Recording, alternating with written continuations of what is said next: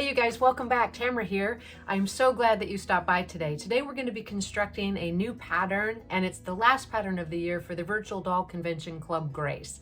This pattern is called Holiday Soiree, and I'm super excited about it because several times when I start a pattern, I have an idea in mind, and sometimes it completely ends up to be a different product than I originally set out to get. But in this case, I'd have to say I'm super happy with the way the gown turned out. I'm so glad that you guys are here with me today. If you haven't checked out the Virtual Doll Convention, and if you're interested in fashion dolls, especially RTB 101 body dolls, as well as the Ella ones that were recently released by Tonner, you can get the next wave of dolls through the Virtual Doll Convention, and I'll leave a link in the description below. If you've been watching this channel for a while, I really encourage you to hit that subscribe button and follow me along, and even the notification bell if you'd like to be notified of future videos. Now I'm going to show you a quick preview of what I've created with the Holiday Soiree pattern, and please stay tuned to the end of the video to see this new technique that I found that makes applying a lace overlay to any pattern 1000% simpler. So I'm going to put that tip in at the end of the video. I hope you stay with me through the process, and let me show you how the girls look. So I used the Metro doll Sydney for this one, and I think it looks pretty fantastic. She looks great. A blonde with green is definitely one of my favorites. And as you know, the Grace Marie Fitzpatrick that came out, she has the red dress. So if you're interested in seeing, again, as I said, how to put this lace overlay on this dress in the easiest way that I've found so far, stay with me till the end of the video, and let's go ahead and get started. Before we get started, let's go ahead and identify the pattern pieces that are included in the Holiday Soiree pattern. So as you can see from the photograph here, we have the front of the skirt, the back of the skirt, the upper bodice, which is the bodice cuff, the upper back bodice, and then a midsection that includes 4 pieces. We also have the sash. So now that we've identified the pattern pieces, what we're going to do is we're going to start with construction of the actual midsection. We're going to start the first step with sewing the bodice side front section to the bodice front section.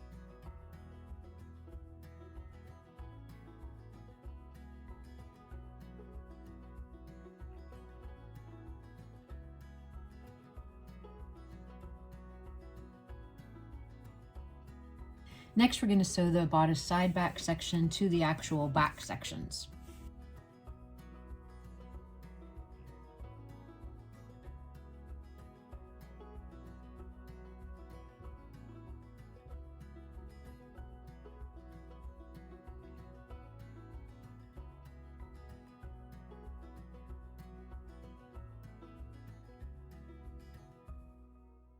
To complete the midriff assembly, I'm going to go ahead and sew the front section to the back sections at the side seams, and then I'm going to take all of the pieces over to the ironing board, clip in towards that seam, and press those seams open.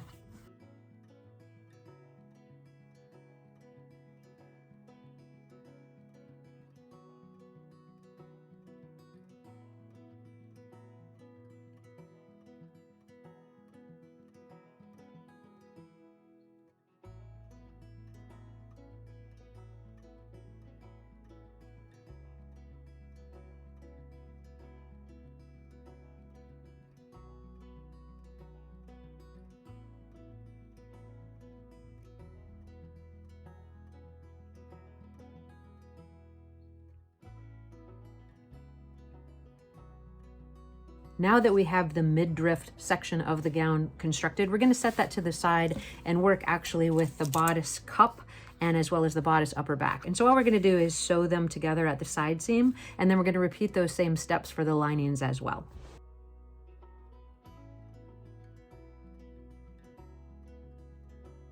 Now for this particular dress, I decided to go ahead and use the same satin fabric to do the lining of the bra cup because I don't want it to show the lining at the top of her dress. Now that's just an option that you can consider if you want to when you're doing the construction of your own gown.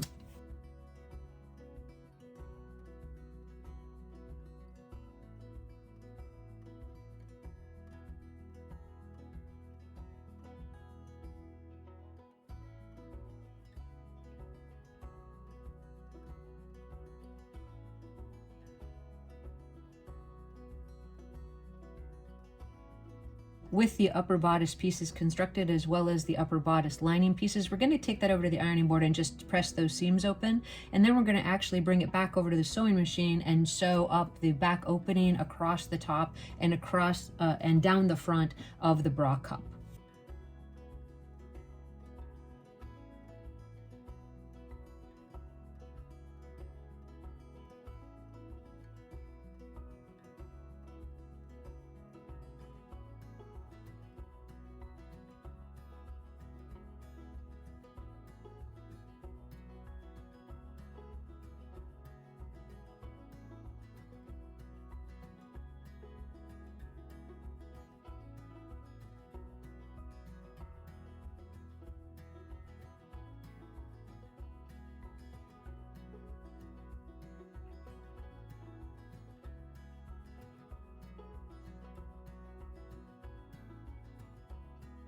With the upper bra portion of the gown constructed, what we're going to do is go ahead and clip and trim into the seam allowance, and at the corner take it over to the ironing board and turn these pieces right side out and give them a press.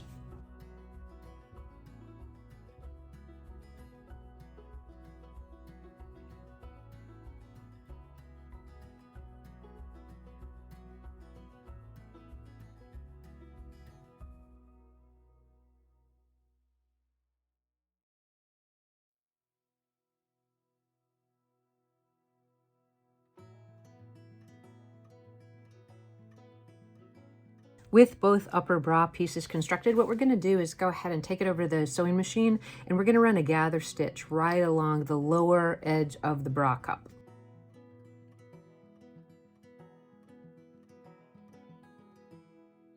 So you can see on the pattern piece that we have for the upper bodice cup is we're just going to put a little gather stitch right here on the lower portion of the cup, and then we're going to pull that to fit the actual mid section of the bodice.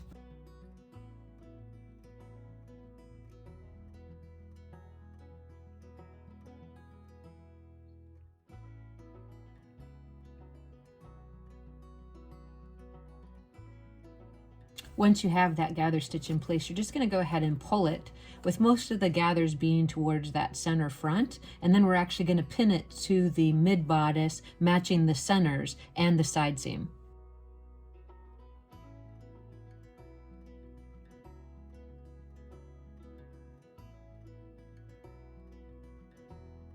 Now that you have the upper bodice section pinned to the mid bodice section, you want to be aware of a couple of things. First of all, we match the centers of the bodice breast cups completely. We want to make sure that goes straight up from the very center of the mid bodice, and we also match the side seams of both of those pieces.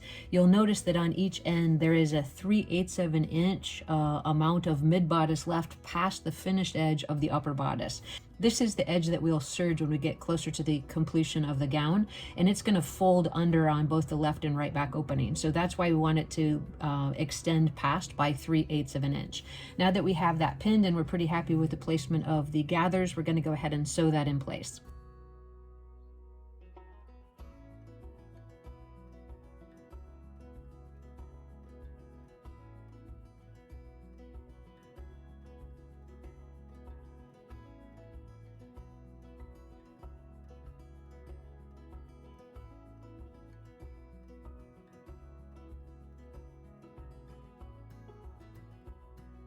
Let's get those pins removed and see how we did. It looks pretty even all the way around, but before I do any clipping or trimming, I want to make sure that it turned out as we had hoped. So when we flip it up, you really want to check that center front situation with the breast cups just to make sure everything looks good, and I think it's actually fine. So the points should be the same height, which is good, and the actual back finished opening should be the same on both sides as well. So you can check right there, and I think that looks great. So now what we're going to do is we're just going to fold that back down just like we had it before, and we're going to grab the lining and just sew it across the exact same seam.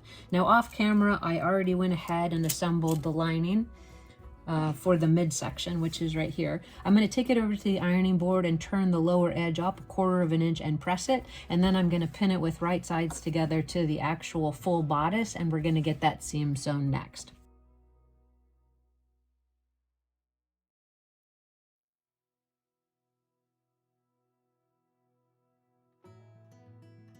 So we have that lower edge of the lining turned up and pressed, and now we have it pinned right sides together to the actual bodice with the bra cups actually wedged in between. So we're just going to go ahead and repeat that same seam we just completed with the bodice and the upper bodice, and then we'll take it to the next step.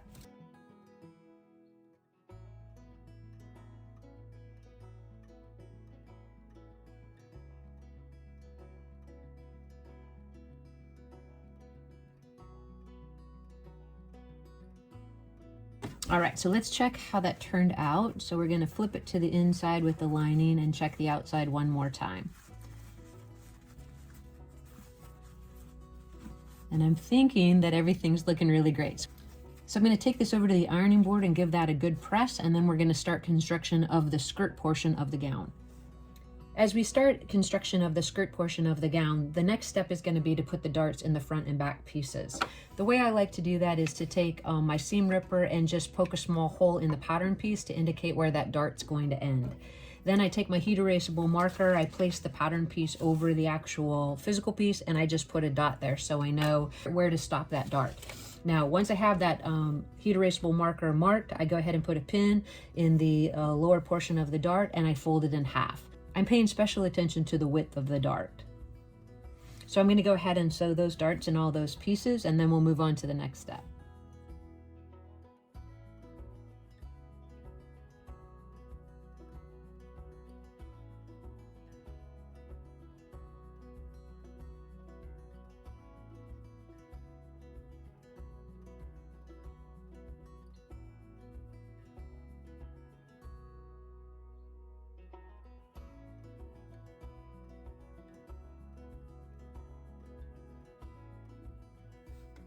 With all 4 darts sewn into the skirt pieces, what we're going to do is press those darts to the side, and then I'm actually going to bring it back together and sew the side seams of the skirt front to the skirt back.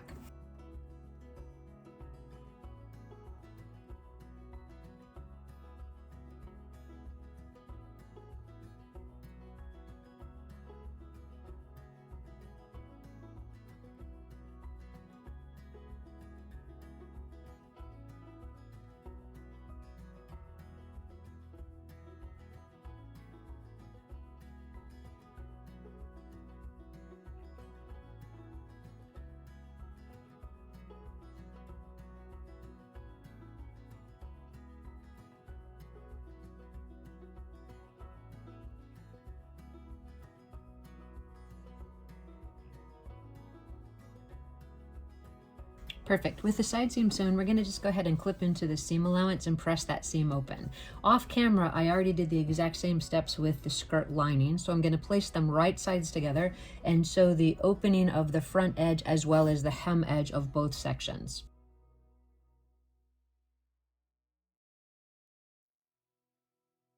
If you haven't watched very many of my videos before, I want to bring to your attention this little tool that I'm using here. This is actually called a sewing ham, and they're really super useful. I have them in 3 different sizes.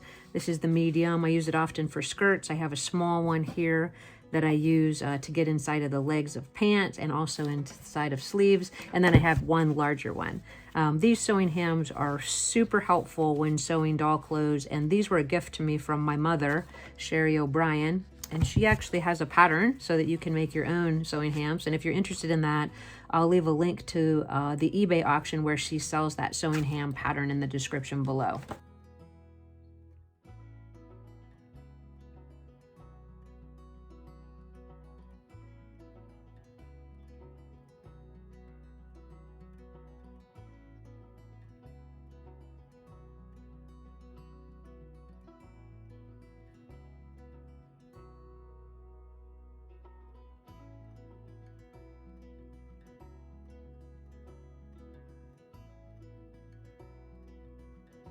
All right, so that's the first section of the skirt, so along the hem edge and up the front opening. If you guys have never seen one of these magnetic pin cushions, they're pretty awesome. It's a really easy way to clean the top of your sewing machine off as you're sewing, so I recommend that if you don't have one. Let's go ahead and do that second side.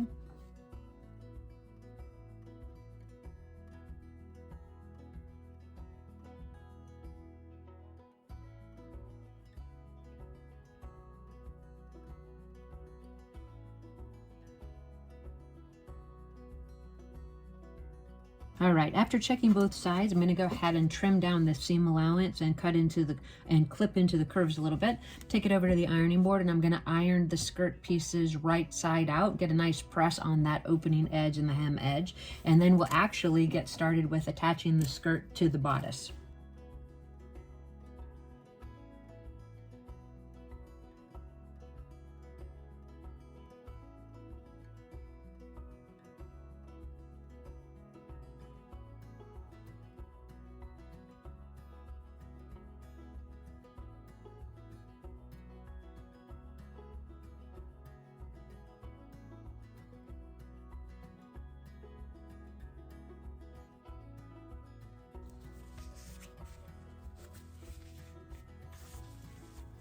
Once you have the lining sewn to the skirt sections and everything's completed at that front edge and the hem edge, as you can see here, I recommend that you just run a basting stitch about 1/8 of an inch from the top of the waist just to hold everything together as you apply the skirt to the actual bodice section, which will be what we do next.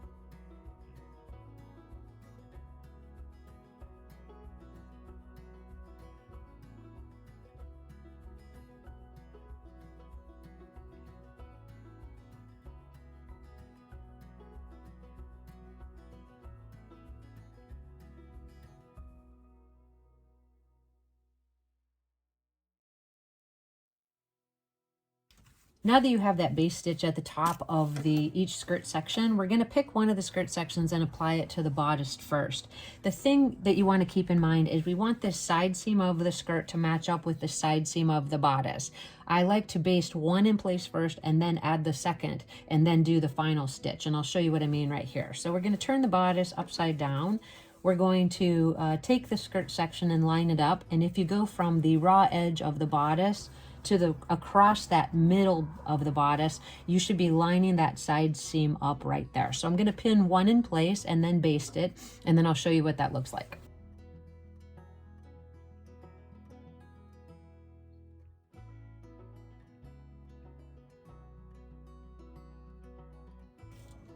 So as you can see here, we have one of the skirt sections pinned to the actual bodice, and I'll bring to your attention that the raw edges are lining up directly to each other, and that we're matching that side seam, and then we're just flattening it out all the way across the front of the bodice. So that's what it looks like.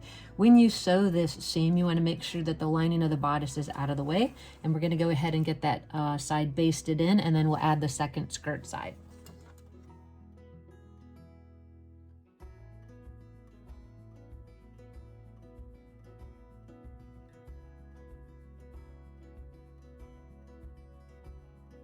So here's our first. Now we just basted that side in, so you can see that that's where the fold over is going to be. So we're going to tuck the bodice back down again, and we're going to take that second skirt section and we're going to line up the side seam of the second skirt to the bodice and that raw edge like we did, and that's going to create our fold at the front. So pin that in place, and then you can sew across the entire waist seam.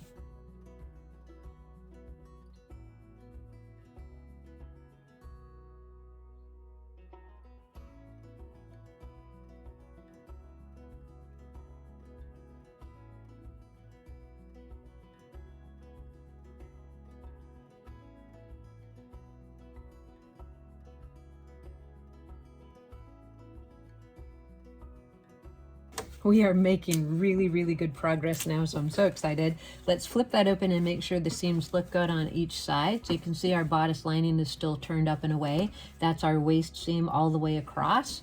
And as we flip it up, you can see this is where the skirt is crossing over at the front. So everything is really coming together great.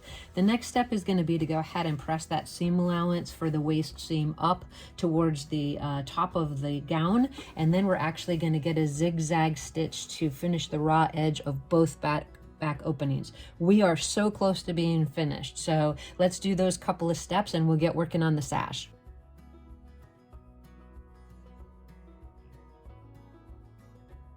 What we're going to do before we actually zigzag those back openings, just to make it a little bit easier, is we're going to go ahead and fold the lining down from the mid bodice section, and we're just going to hand finish the lining to that waist seam.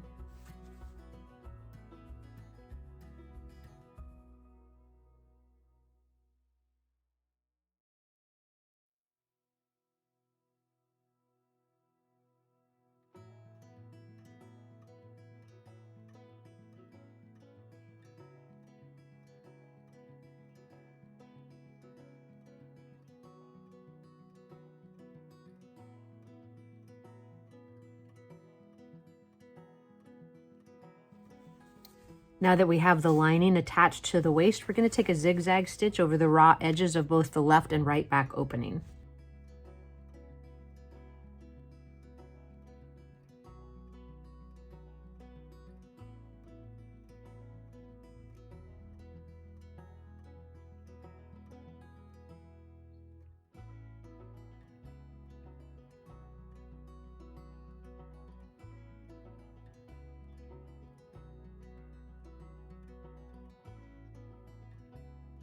We're going to trim those extra threads off a little bit, and we're going to repeat that on the second side.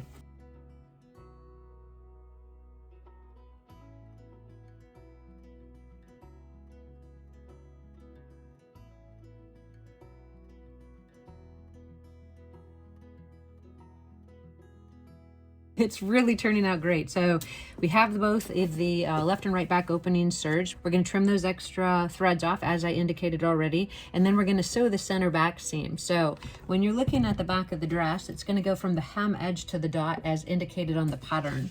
Now, you will notice that all the pattern seams and construction so far have been 1/4 inch seams, but as indicated on this particular pattern, the back seam is 3/8 of an inch. You can mark it on your pattern where you want that seam to stop, and then we're gonna go ahead and sew the center back seam.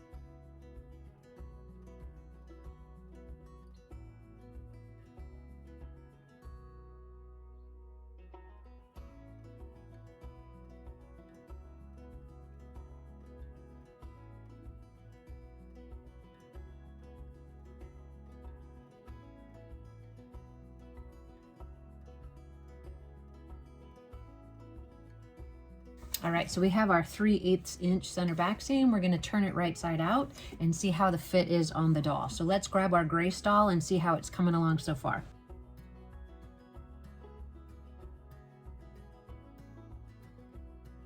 All right, now that we have most of the gown complete, which I'm super excited about, we have the center back seam sewn. We're getting a quick fit to the doll to make sure everything looks right, and then also to mark the placement for the snaps. So the doll that we're using here is the RTB 101 Body Grace doll. This is a doll that's put out by Robert Tonner. If you're familiar with Robert already, this doll also shares the same body as Mary Astor and the Outlander Claire doll, as well as a couple of others, Rain and Ryan Roche. Tonner's also coming out with some new face sculpts on this actual body, and you're going to be able to see those dolls available if you go to sideshow.com, and I think the dolls are going to be released in the middle of the summer coming up. So if you're interested in seeing the beautiful dolls that are coming out, I highly recommend you stop by at sideshow.com. Here's where we are with the dress so far, and I'm absolutely pleased with the way that it's looking. So we're looking to the side fit looks good. This is the center back seam, and as you can see, the top upper bodice does have a finished edge, and then the folded over back piece at the mid section of the bodice is where we're going to apply the snaps, as well as into the actual lower bodice. I think the crossover at the front looks great, and the length of it looks to be appropriate as well.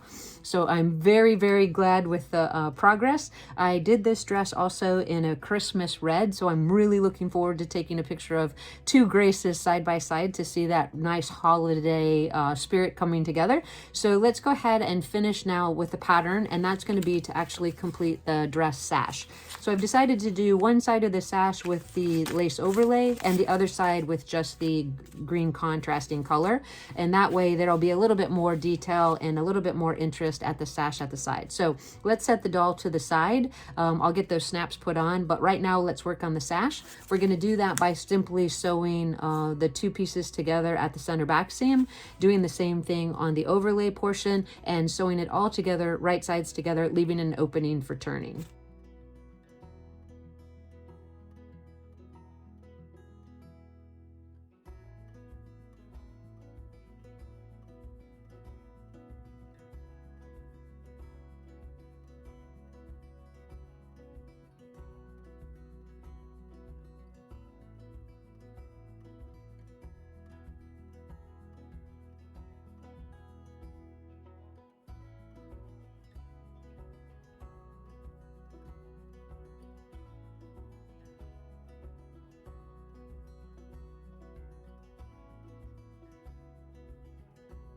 Once you have the exterior portion of the sash sewn, you're just going to take your scissors and trim in towards that seam allowance, making it a little bit more narrow, and then turn the sash right side out through that opening that you left in the side of it and give it a nice press.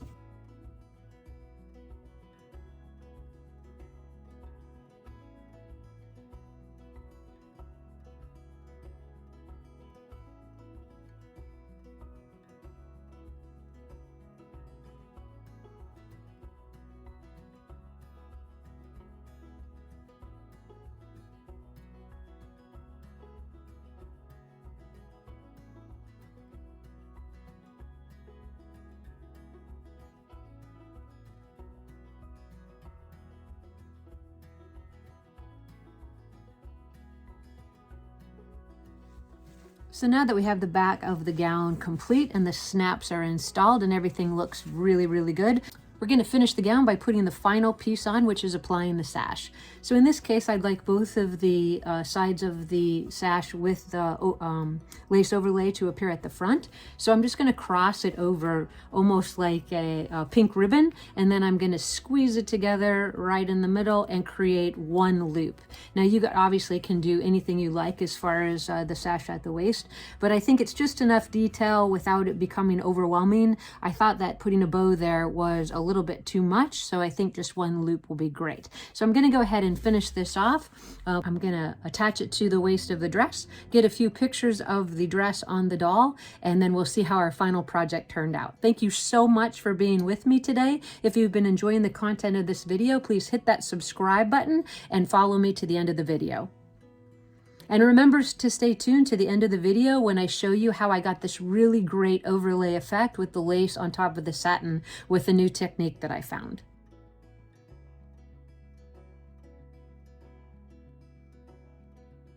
All right, so hopefully you guys will appreciate this tip the very most. Thank you so much for staying with me to the end of the video so I could share this with you. In the past, when I've done things with a lace overlay, I've cut the pieces out and then basted very close to the edge, the overlay to the actual piece, adding an additional step. But then I found this so cool product, and I highly recommend that you try this if you haven't, and it's called 505 Temporary Adhesive Spray for Fabrics. I believe they use this for some quilting functions, but I'm not actually sure. So the thing to be aware of is to always read the directions before you try to use any new product on your fabric. You don't want any staining. You want to protect your work area. You want to shake the can well. It says to hold it about 12 inches from the actual fabric that you're doing, and it doesn't necessarily recommend that you iron it, but I found that this works really good with lace. So I've already looked at the pieces to the pattern, and all I really need for the overlay is the sash area on one side and then the actual bodice pieces that I have listed here. So I've cut out those pieces of lace and also the fabric necessary for it, and I'm just going to show you how easy it is to keep that overlay stuck to that fabric as you create it. So to protect my work surface, I'm just going to use this big piece of poster board. I don't want to get it on my iron. I don't want to get it on my ironing board. So I'm going to take the lace off, and I'm just going to shake the can really well. And as the directions indicate, I'm just going to spray it. After you spray the adhesive on there, you want to position the overlay where you want it. In this case, the sash is cut on a diagonal, so I want to smooth the lace out. And again, as I said, the can doesn't recommend or even necessitate that you need to iron it, but I found that it works really well to get it to dry fast. So I'm using a Teflon ironing sheet just to protect my iron. And I'm going to just quickly go over it.